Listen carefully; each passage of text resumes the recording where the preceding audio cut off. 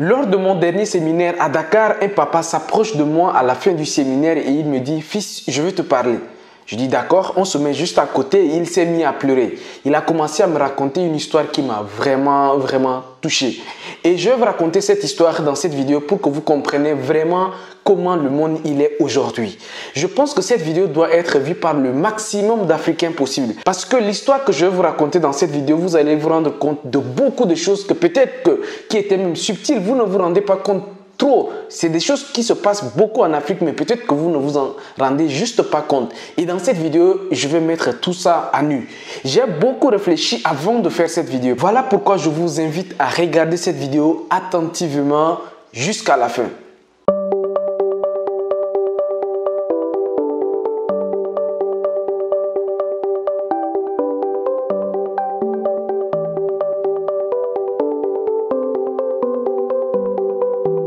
Si vous venez de me découvrir au travers de cette vidéo, laissez-moi me présenter rapidement. Mon nom c'est Justin, je suis entrepreneur et propriétaire de plusieurs business qui se trouvent dans plusieurs pays. Le but de la chaîne Vivre et Réussir en Afrique, c'est de contribuer au développement de l'Afrique au travers des business et des investissements.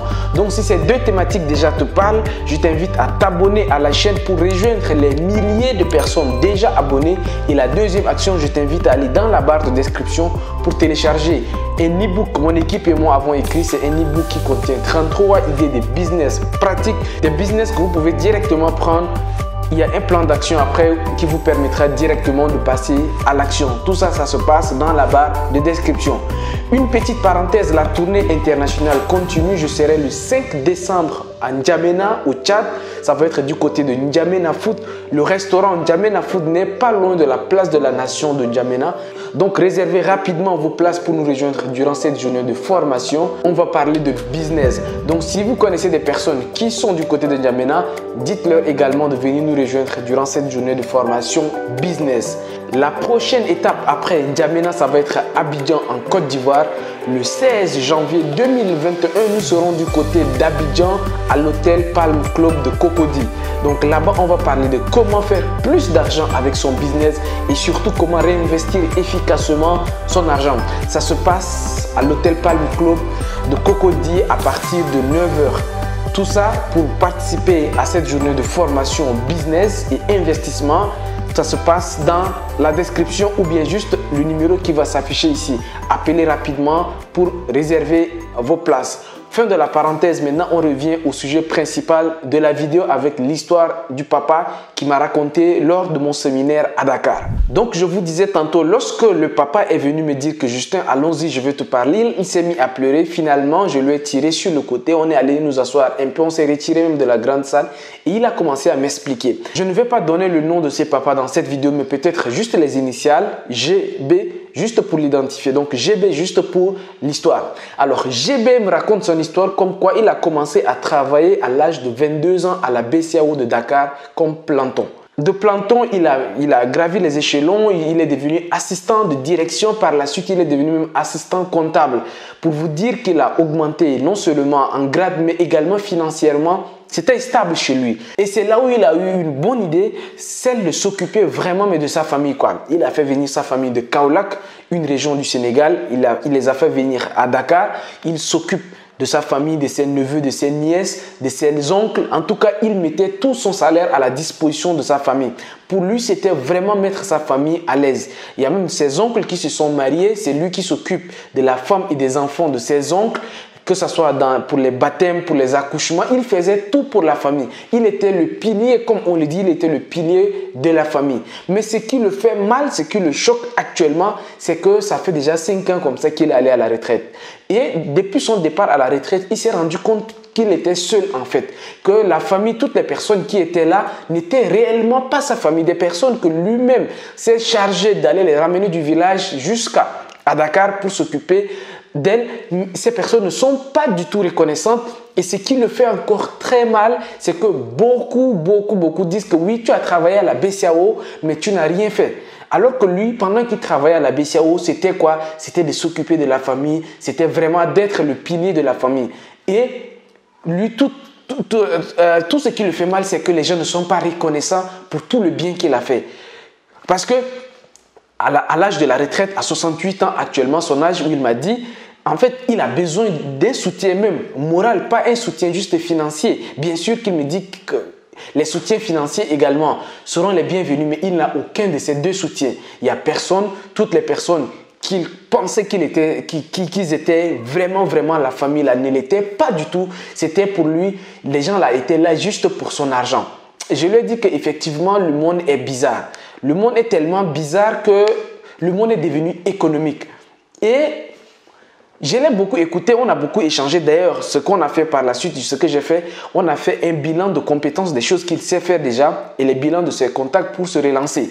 Parce que après sa retraite, il s'est rendu compte que voilà, il n'y avait pas assez de moyens, il n'a pas pu suffisamment économiser, investir, il n'a pas suffisamment créé des business, pour ne pas dire qu'il n'a même pas créé un business comme ça. Donc, il est à la maison, les personnes sur lesquelles il pensait qu'ils allaient l'aider, les personnes ne l'aidaient pas. En fait, il ne comprenait pas grand chose. Et à la maison, chaque fois, il dit qu'il ne fait que pleurer et il cherchait qu'est-ce qu'il faut faire. Et il est tombé sur une de mes vidéos sur Facebook et il est venu à mon séminaire. Ce qu'on a commencé à faire, bien sûr, c'est de lui dire de se remettre en activité, quel que soit le type d'activité, au moins de se remettre en activité. Bref, je vous en dis pas plus, mais je vous dis exactement ce que moi je pense de cette situation.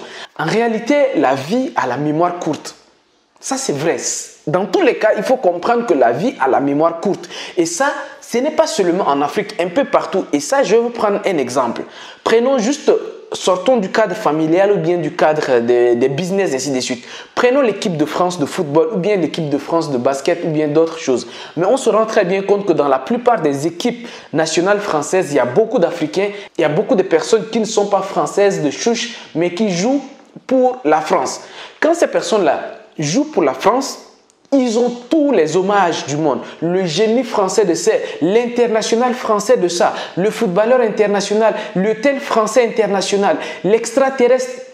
Il y a toutes les qualifications possibles pour désigner cette personne pendant que la personne joue pour la France. Mais dès que la personne ne va plus jouer pour la France, dès que la personne prend sa retraite ou bien la personne n'est pas à son bon niveau, il n'est plus appelé en sélection, on commence à lui rappeler ses origines.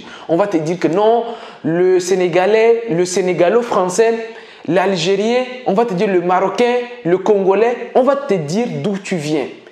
C'est comme ça la vie en fait. Je vais vous expliquer tout à l'heure exactement pourquoi tout ça là, mais il faut comprendre que c'est comme ça. Un deuxième exemple, juste pour vous faire comprendre encore jusqu'à quand le monde est devenu comme ça.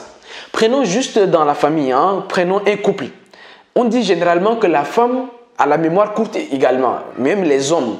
Mais ça, prenons juste un couple. La femme, tu vas tout faire pour la femme. Tu vas peut-être te sacrifier, tout faire.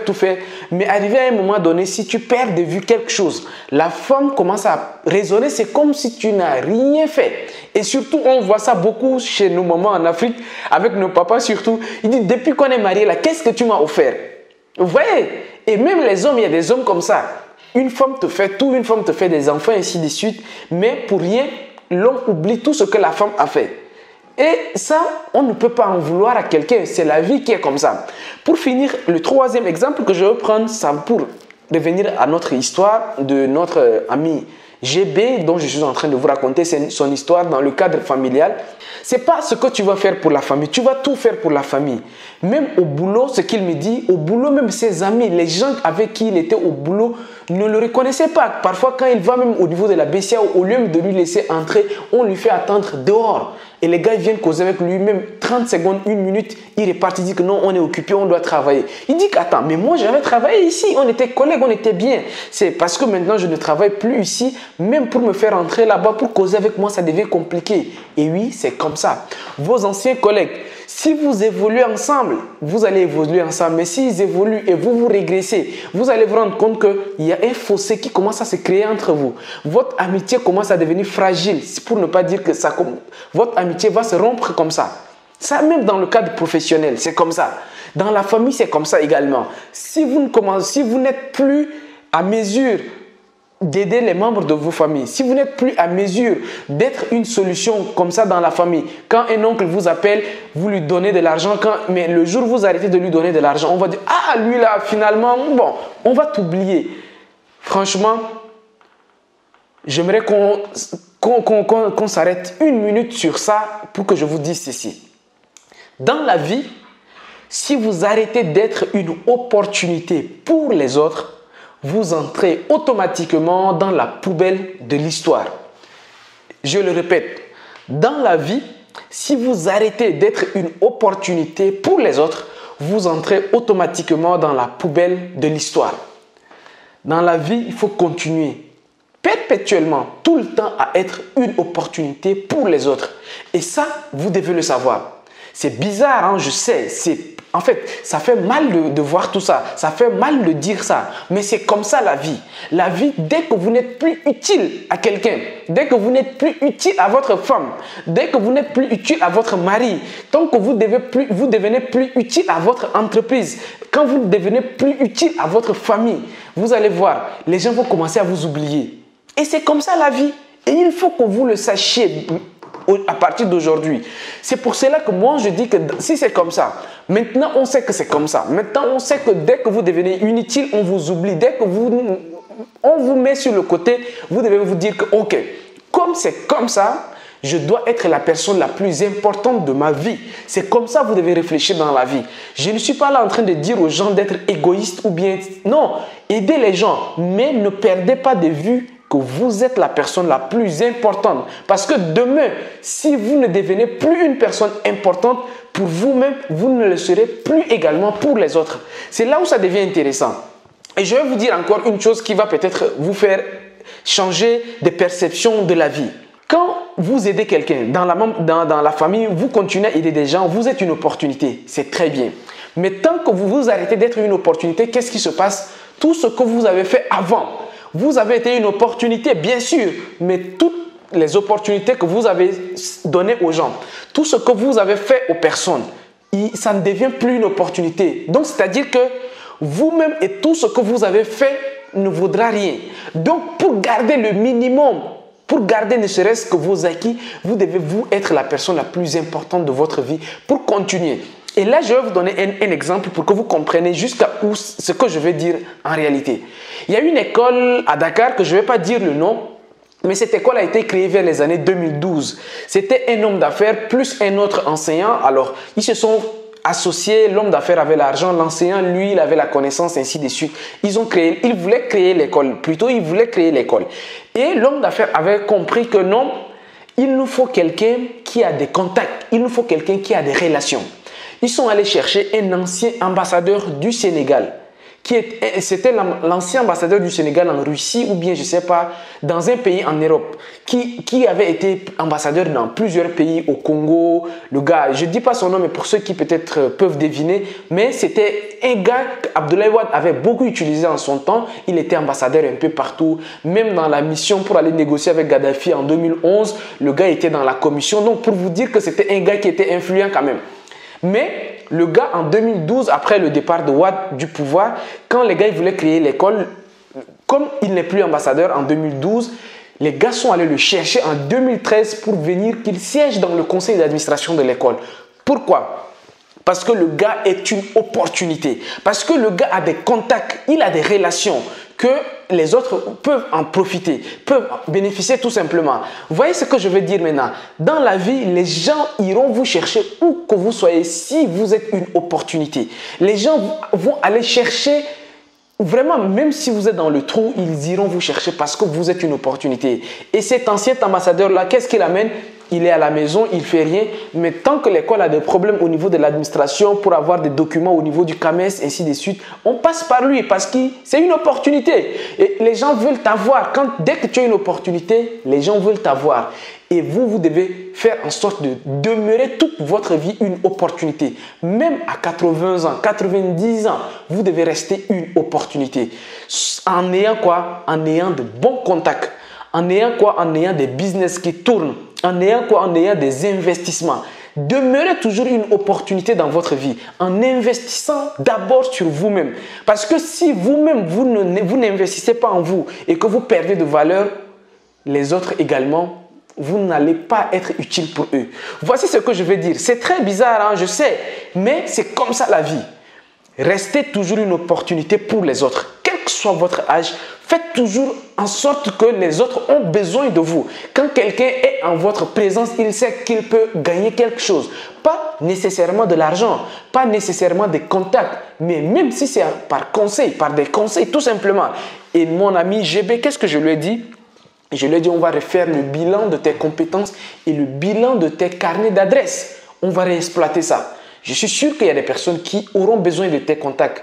Pour avoir travaillé à la BCAO, au moins, il y a des contacts que tu as. Tu as connu des personnes, toute ta vie, tu as travaillé à la BCAO. On va exploiter certains contacts là-bas pour que tu relances des business. Même si c'est un cabinet de lobbying que tu vas lancer là, on va relancer au moins un business pour que tu puisses devenir et demeurer une opportunité. Parce que quand vous allez prendre votre NAT, généralement, c'est ce qu'on voit beaucoup au Sénégal. Les gens, ils vont à la retraite, ils prennent la NAT, ils vont au village, ils disent qu'ils vont aller préparer leur mort là-bas. Ou bien ils vont aller chercher là où ils vont mourir. Quand c'est comme ça, là, on va vous oublier. Qu'est-ce que vous pensez? Quand vous allez prendre votre retraite et que vous repartez dans votre village en train de dormir, vous ne faites rien et vous pensez que les gens vont vous envoyer de l'argent, les gens vont aller vous visiter. Vous n'êtes plus une opportunité, les gens vont passer à autre chose. Demeurez toujours une opportunité pour les autres, pour que vous restez toujours digne et tout ce que vous avez fait, que ça reste. Mais dès que vous ne devenez plus une opportunité, la vie ne vous reconnaîtra plus. C'est comme ce n'était pas vous qui avez fait tout ça pour les autres. Voici le message de cette vidéo. Je vous invite vraiment à partager cette vidéo dans le maximum de groupes pour que les Africains se rendent compte que dans la vie, on doit être toujours utile. Tant que vous n'êtes pas utile, ne soyez pas surpris que les gens disent que oui, le gars il dit que non, on me manque de respect aujourd'hui, les gens ne me respectent plus. Avant j'avais tout fait ça, mais aujourd'hui comme je fais pas ça, même les gens que j'aidais avant ne me respectaient plus. C'est comme ça. C'est comme ça la vie. C'est comme ça malheureusement. Prenez conscience que vous devez faire en sorte d'avoir le minimum d'efforts, le minimum d'opportunités toute votre vie. Voilà. Partagez massivement cette vidéo. La deuxième des choses, je vous invite à me dire dans la barre de commentaires. Laissez-moi quelque chose. Laissez-moi votre avis dans la barre de commentaires. Votre avis m'intéresse. Et la troisième, c'est de juste liker cette vidéo pour nous encourager, mon équipe et moi, à continuer comme ça, à faire des vidéos de qualité pour vous permettre, vous également, à avancer dans vos activités. Quant à moi, je vous dis à très bientôt sur la chaîne Vivre et réussir en Afrique. Au revoir et à bientôt. Ciao, ciao.